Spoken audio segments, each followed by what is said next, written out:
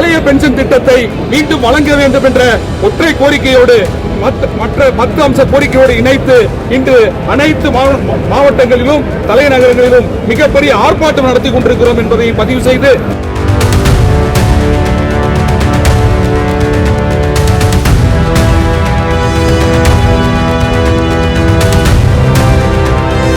இந்த முதல்வர் அறிவித்த பழைய பென்ஷன் திட்டத்தை மீண்டும் வழங்க வேண்டும் என்ற ஒற்றை கோரிக்கையை வழங்க மறுக்கிற அரசை நாங்கள் வன்மையாக கண்டிப்பதோடு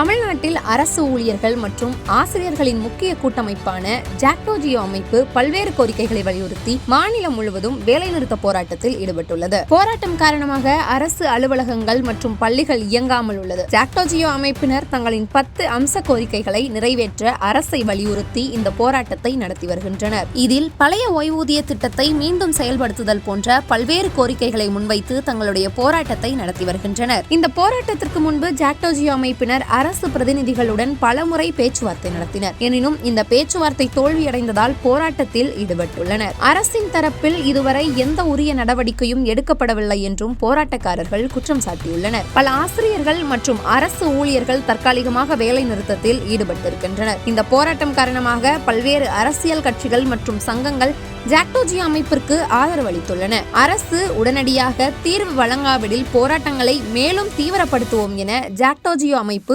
எச்சரிக்கை விடுத்துள்ளது. திட்டத்தை மீண்டும் திரும்ப கொடுக்கப்பட வேண்டும், அந்த குழுவை கலைக்கப்பட வேண்டும் என்று மிக தெளிவாக அனைத்து 31 ஒருங்கிணைப்பாளர்களும் தனித்தனியாக 4 அமைச்சர்களிடம் முறையிட்டிருக்கிறோம். ஆனால் இந்த அமைச்சர்கள் மீண்டும் எங்களை அழைத்து கால அவகாசம் கேட்கிறார்கள்.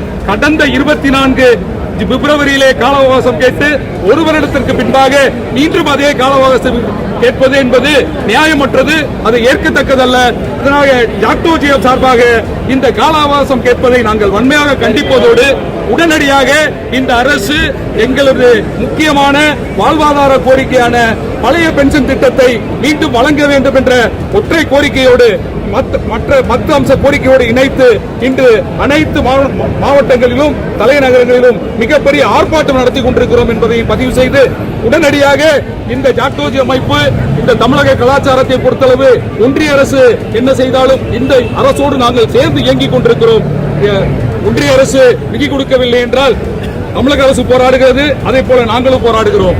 ஆனால் இங்கே எங்களுக்கு வர வேண்டிய தேர்தல் கால அறிக்கையிலே இந்த முதல்வர் அறிவித்த பழைய பென்ஷன் திட்டத்தை மீண்டும் வழங்க வேண்டும் என்ற ஒற்றை கோரிக்கையை வழங்க மறுக்கிற அரசை நாங்கள் வன்மையாக கண்டிப்பதோடு உடனடியாக அமைக்கப்பட்ட குழுவை கலைக்க வேண்டும் என்று கேட்டுக்கொண்டு தேர்தல் கால அறிக்கையில கொடுத்த பழைய பென்ஷன் திட்டத்தை மீண்டும் அறிவிக்கணும் என்று கேட்டுக்கொள்கிறோம். அடுத்த கட்ட நடவடிக்கையை பொறுத்தளவு மீண்டும் ஒருங்கிணைப்பாளர்கள் கூடி அடுத்த கட்ட நடவடிக்கை